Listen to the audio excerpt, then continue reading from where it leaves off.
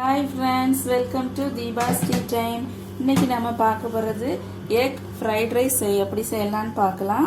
First அதுக்கு தேவையான பொருட்கள் cabbage, beans, carrot, capsicum, onion leaves, பச்சை மிளகாய், மஷ்ரூம், 4 முட்டை எடுத்து வச்சிருக்கிறேன், சோயா சாஸ், பெப்பர் 2 ஸ்பூன் எடுத்து வச்சிருக்கிறேன், பாஸ்மதி ரைஸ் நல்லா உதிரியா வேக வச்சிருக்கிறேன். இப்போ வாங்க எப்படி செய்யலான்னு பார்க்கலாம். இப்போ நான் ஒரு தவா வச்சிருக்கிறேன். அதில் நம்ம 2 ஸ்பூன் ஆயில் ஊற்றிக்கலாம்.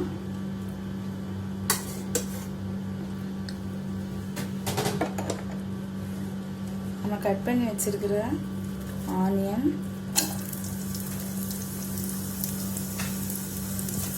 கிரீன் சில்லி போட்டுடலாம்.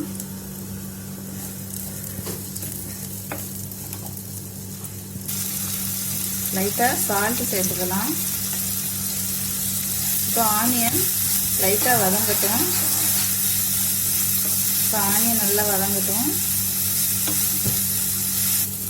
இப்போ ஆனியன்ஸ் லைட்டாக வதங்கிடுச்சு, கலர் டர்ன் ஆயிடுச்சு.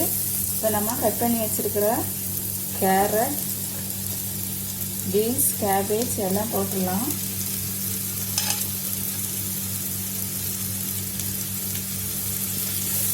லைட்டாக கிளறி விட்டுக்கலாம். இப்போ நம்ம போட்டிருக்கிற வெஜிடபிள்ஸ் எல்லாம் நல்லா வேகட்டும்.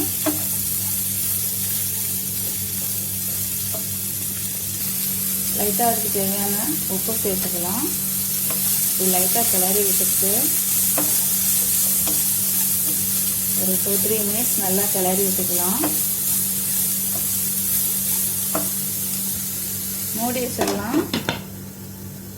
ஸ்டவ்வை கொஞ்சம் சிம்மில் வச்சுக்கலாம். அடி பிடிச்சிடக்கூடாது. இடைக்க எடுத்து நம்ம கிண்டி விட்டுக்கலாம்.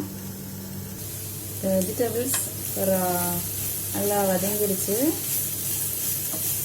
இன்னும் கொஞ்சம் வேகட்டும். இப்போ நம்ம கேப்சிகம், மஷ்ரூம் சேர்த்துக்கலாம்.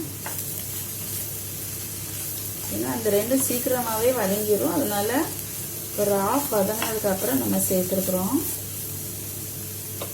லைட்டாக ஒரு 2 ஸ்பூன் தண்ணி சேர்த்துக்கலாம். திரும்பவும் மூடி வச்சிடலாம்.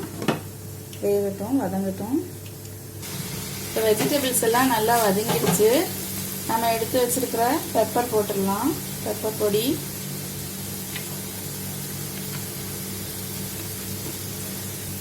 பெப்பர் போட்டுட்டு இப்படி நல்லா கிண்டி விட்டுக்கலாம்.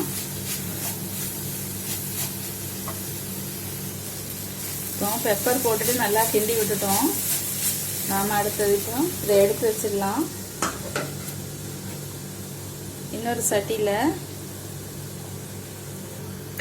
2 ஸ்பூன் ஆயில் ஊற்றிக்கலாம்.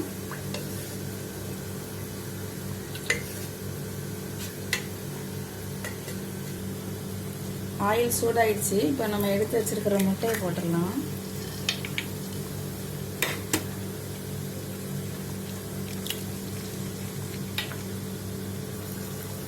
முட்டை போட்டாச்சு. நல்லா லைட்டாக அப்படி உடச்சி விட்டுக்கலாம்.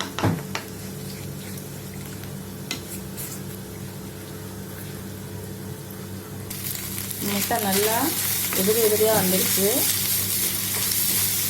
இப்படி ஆகிடும். லைட்டாக அதுக்கு தேவையான சால்ட்டு சேர்த்துக்கலாம். 1/2 ஸ்பூன் பெப்பர் சேர்த்துக்கலாம். நல்லா இதை மிக்ஸ் பண்ணி விட்டுக்கலாம். ஓகே, இப்போ முட்டை நல்லா ரெடி ஆயிடுச்சு. இப்போ நம்ம ரெடி பண்ணி வச்ச முட்டையை இதில் சேர்த்துடலாம். நல்லா மிக்ஸ் பண்ணி விட்டுடலாம்.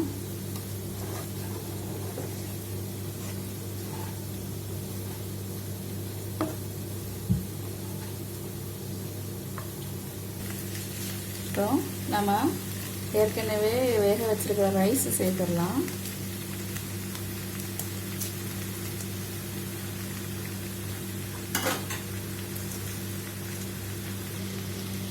இப்போ நம்ம சோயா சாஸ் ஊற்றிக்கலாம். பெப்பர், ஒரு அரை ஸ்பூன் பெப்பர், உங்கள் காரத்துக்கு ஏற்ற மாதிரி போட்டுக்கோங்க. தேவையான உப்பு டேஸ்ட் பண்ணி பார்த்துட்டு போடுங்க. எனக்கு கம்மியாக இருக்குன்னு நினைக்கிறேன், அதனால போடுறேன். இப்போ நல்லா மிக்ஸ் பண்ணி விட்டுடலாம்.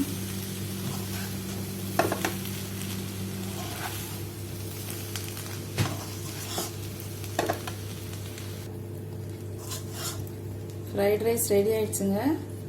இப்போ நம்ம ஆனியன் லீவ்ஸ் போட்டுக்கலாம். ஃப்ரைட் ரைஸ் ரெடி ஆயிடுச்சு. தேவைன்னா லைட்டாக ஆயில் ஊற்றிக்கலாம்.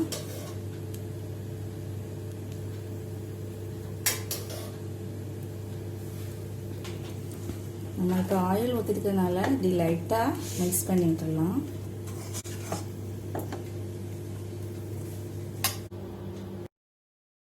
இப்போ நம்ம எக் ஃப்ரைட் ரைஸ் ரெடி ஆயிடுச்சுங்க. சாப்பிட்டு பாருங்கள், ரொம்ப டேஸ்டியாக இருக்கும். இது என் பசங்களுக்கு கொஞ்சம் கலர் வந்து டார்க்காக இருந்தால் தான் பிடிக்கும், அதனால நான் சோயா சாஸை ரைஸ் மேலே போட்டுட்டேன். உங்களுக்கு நல்ல கலராக ஒயிட்டாக இருக்கணும்னு ஆசைப்பட்டீங்கன்னா சோயா சாஸ் கம்மியாக வெஜிடபிள்ஸ்லேயே போட்டுருங்க. அப்போ நல்ல ஒயிட்டாக பிரைட்டாக ரைஸ் கிடைக்கும். இப்போ இதை கோபி மஞ்சூரியனோட சேர்த்து சாப்பிடும்போது நல்ல காம்பினேஷனாக இருக்குங்க. சாப்பிட்டு பார்த்துட்டு சப்ஸ்கிரைப் பண்ணுங்கள், கமெண்ட் பண்ணுங்கள், லைக் பண்ணுங்கள், ஷேர் பண்ணுங்கள். நன்றி, வணக்கம்.